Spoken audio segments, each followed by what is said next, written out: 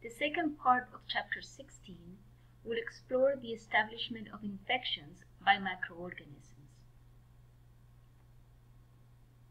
What separates a pathogenic organism or an opportunistic organism from a non-disease causing organism is the ability of the disease-causing organism to overcome our immune system, colonize our bodies, and establish an infectious disease. The arsenal of mechanisms that give organisms the ability to establish infectious diseases are called virulence determinants. In order for a pathogenic organism or an opportunistic pathogen to cause an infectious disease, it must be able to follow a series of steps. The organism must first be able to adhere and invade our bodies. Then it must be able to colonize. Then it should be able to deliver effector molecules that will help the organism avoid host defenses while damaging the host.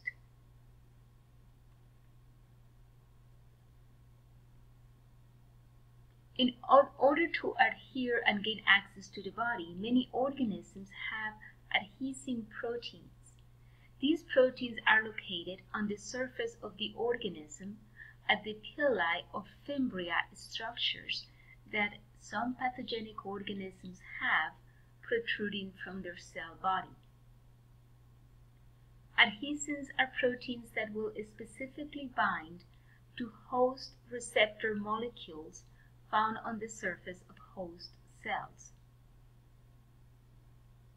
The type of cell that a bacteria can attach to will dictate the route of entry of the organism into the body. Adhesins in the bacterial cell and host receptor molecules in the host cells may dictate the type of cell to which bacteria can attach. Sometimes pathogenic versus non-pathogenic strains may attach to different receptors. Remember that adhesins are found on the surface of bacterial structures called pili.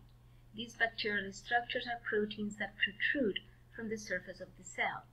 Pili attach to specific receptors found on the surface of the host cell membrane. So this is the host cell membrane, and these are receptor molecules on its surface. Adhesins are capable to binding to these host cell receptors.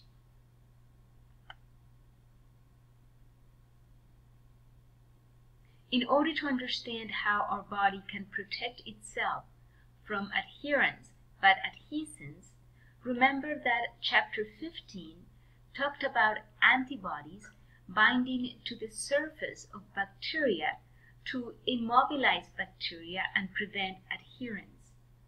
Also, with viruses, antibodies would bind to viruses or to toxins in order to prevent these viruses or toxins from adhering to our cells. On Chapter 14, non-specific immunity, we talked about the first lines of defense, the skin and mucous membranes, and all the physical and chemical barriers that will prevent microorganisms from adhering and invading our bodies.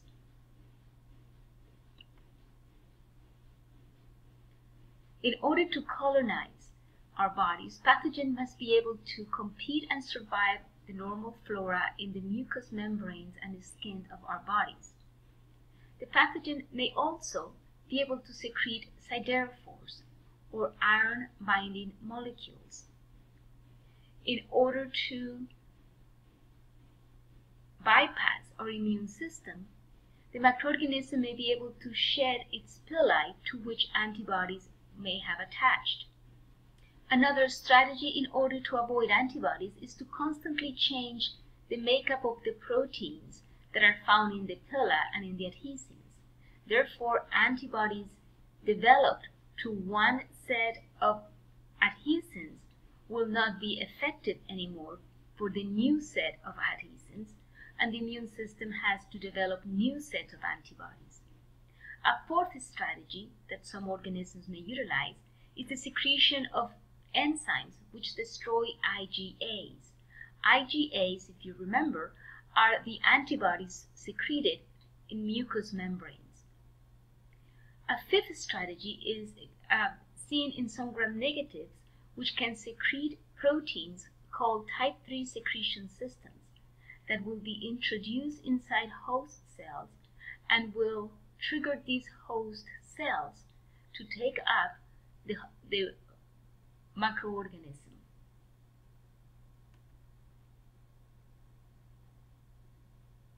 Our immune system may have some defenses against some of these pathogenic features. If you remember that tissue fluids secrete lactoferrins, which also bind to iron, just like the siderophore molecule secreted by bacteria. So lactoferrins and siderophores of bacteria may compete for the availability of iron. In response to the periodic change in pill-like protein, our immune system will make new IgA antibodies, which, given time, will bind to the new pili being produced by the microorganism. At this point, you should be able to answer what are adhesins, where are adhesins found, what type of antibodies prevent adherence, how can bacteria protect themselves from these antibodies, and what is the human equivalent to siderophore.